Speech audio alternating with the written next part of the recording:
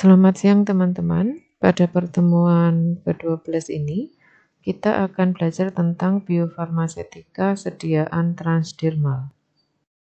Sediaan transdermal adalah suatu sediaan yang memungkinkan obat masuk ke dalam kulit dan memiliki efek sistemik. Sediaan transdermal merupakan salah satu bentuk sistem penghantaran obat dengan cara ditempel melalui kulit. Tujuan dari pemberian obat secara transdermal adalah obat dapat berpenetrasi atau menembus kulit ke jaringan kulit dan memberikan efek terapeutik yang diharapkan. Biofarmasetika sediaan transdermal. Sistem penghantaran obat secara transdermal merupakan sistem penghantaran obat non-konvensional atau termodifikasi. Transdermal drug delivery didefinisikan sebagai sistem penghantaran obat di mana zat aktif mampu berdifusi melalui sejumlah lapisan kulit yang berbeda-beda, sehingga akhirnya mampu mencapai sirkulasi sistemik untuk menimbulkan suatu efek terapi tertentu. Penghantaran dari permukaan kulit melalui lapisannya menuju ke sistem sirkulasi. Contoh sediaan transdermal ini dalam bentuk patch ya, contohnya adalah koyo atau juga Hansaplast ya, ini merupakan contoh bentuk sediaan transdermal. Suatu obat jika dibuat dalam bentuk sediaan transdermal kemudian diaplikasikan pada kulit, maka zat aktif dari obat tersebut akan terlepas dari bentuk sediaan dan masuk ke dalam stratum corneum. Selanjutnya obat akan berdifusi ke dalam stratum corneum melalui jalur lipid antar sel atau rute intraseluler. Kemudian obat akan berpartisi dari jalur lipid ke dalam bagian aqueous. Selanjutnya obat akan masuk ke dalam sirkulasi sistemik melalui jaringan kapiler. Sediaan PET transdermal ini diaplikasikan ke dalam dosis yang relatif tinggi ke dalam bagian PET, sehingga penggunaan transdermal ini bisa dalam jangka waktu yang lama dikarenakan adanya perbedaan konsentrasi yang tinggi di dalam PET dan konsentrasi yang rendah di dalam darah, sehingga obat dapat berdifusi ke dalam darah dalam jangka waktu lama dan memiliki konsentrasi obat yang konstan di dalam aliran darah. Ini merupakan gambaran penghantaran obat transdermal ya, seperti yang sudah saya jelaskan pada slide sebelumnya, di mana obat yang sudah dilepaskan dari bentuk sediaannya akan mengalami difusi melalui stratum corneum, kemudian akan melalui lapisan epidermis dan menembus dermis, di mana pada lapisan dermis ini terdapat banyak jaringan kapiler, di mana obat-obat itu akan terserap melalui jaringan kapiler dan masuk ke dalam sirkulasi darah yang banyak berada di jaringan subdermal. Sehingga setelah obat itu masuk pada sirkulasi darah, maka dia akan bisa memberikan efek. Keuntungan sediaan transdermal yang pertama adalah dapat mencegah terjadinya iritasi lambung karena penggunaannya tidak melalui saluran pencernaan. Yang kedua, pelepasan obat dengan dosis yang konstan.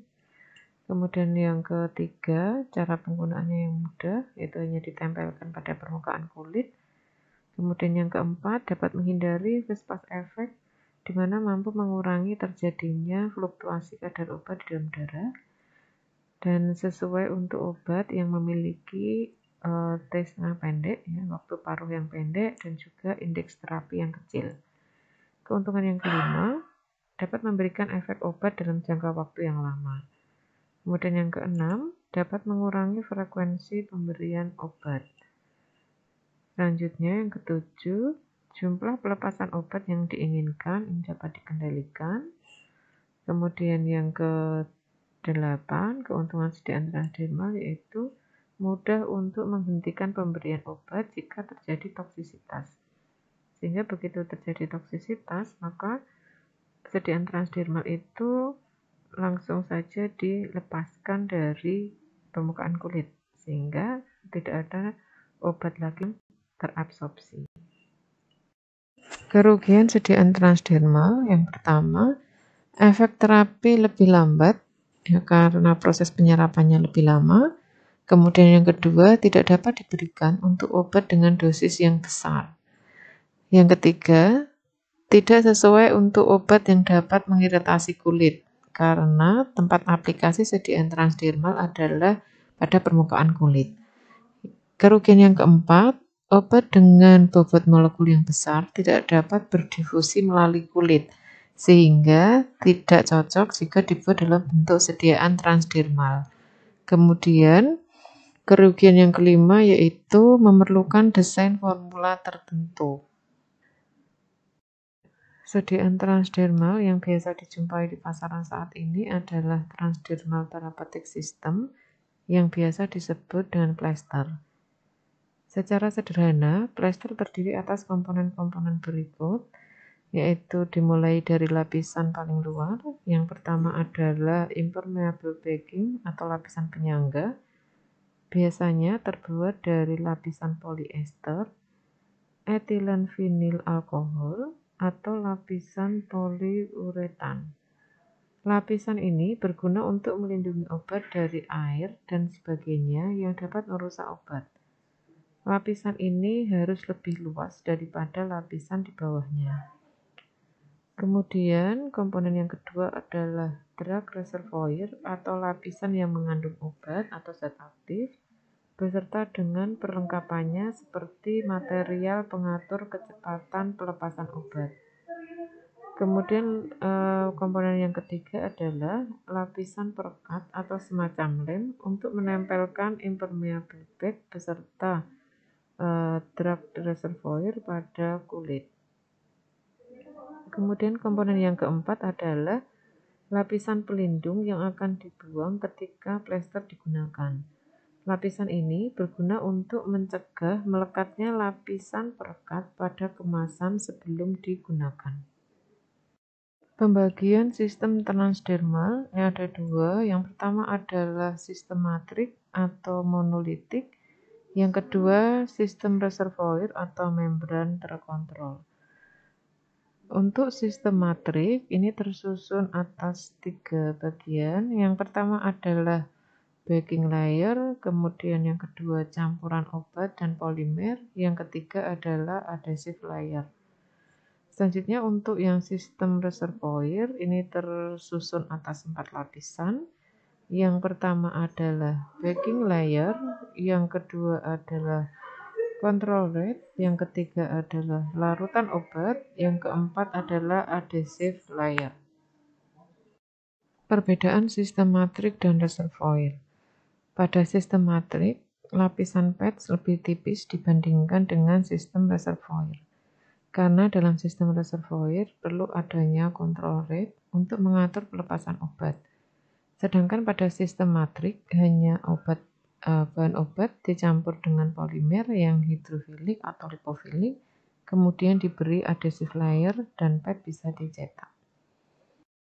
Ini merupakan gambaran untuk sediaan transdermal dengan sistem membran. Sini ada 4 lapisan. Yang pertama adalah lapisan pelindung. Ya, pada saat digunakan maka ini yang akan terlihat ya dari paling atas.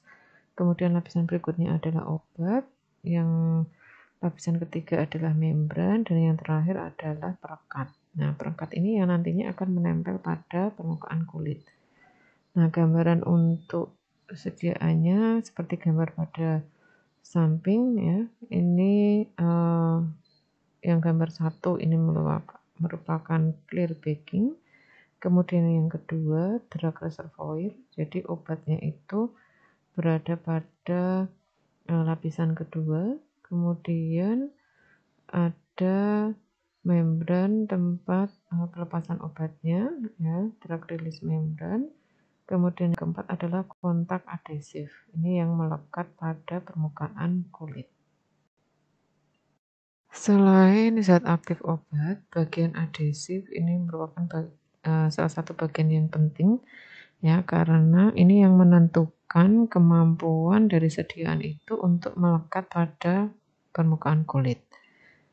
Di mana persyaratan yang harus dipenuhi oleh bahan adhesif ini adalah yang pertama, biokompatibilitasnya baik ya, jadi iritasi lemah atau tidak mengiritasi dan juga tidak toksik.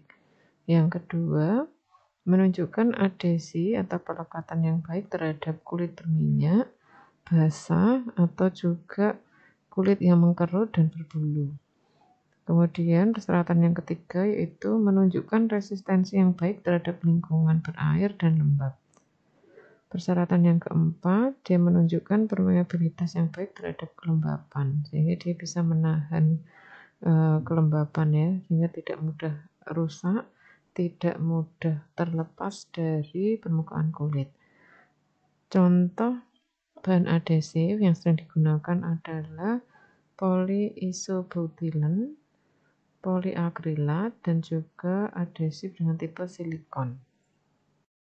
Evaluasi kinetika sistem terapetik transdermal untuk mengetahui ketersediaan hayati sediaan transdermal pada manusia.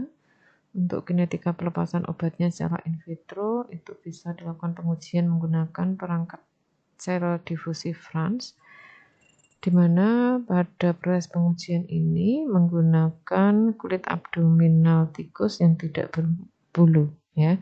Jadi akan diketahui kinetika permeasi obat tersebut melalui kulit abdominal tikus, atau bisa juga menggunakan kulit abdominal mayat manusia. Sini untuk mengetahui kinetika permeasinya, jadi absorpsi dari suatu sediaan itu apakah dia mampu melewati atau menembus kulit atau tidak, supaya bisa memberikan efek terapi.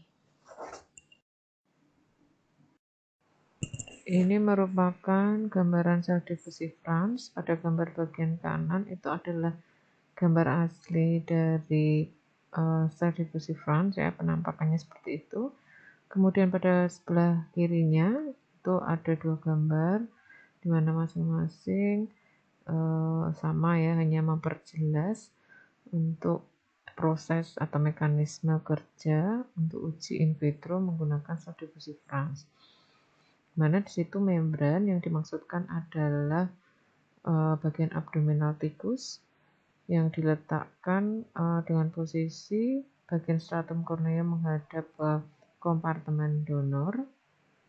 Kemudian untuk bagian dermalnya ini menghadap pada kompartemen reseptor atau menghadap ke bawah. Nah, di dalam chamber reseptor ini diisikan dengan larutan dapar. Ya, jenis larutan daparnya disesuaikan dengan zat aktif dari sediaan yang dibuat dalam bentuk sediaan transdermal. Nah, selanjutnya untuk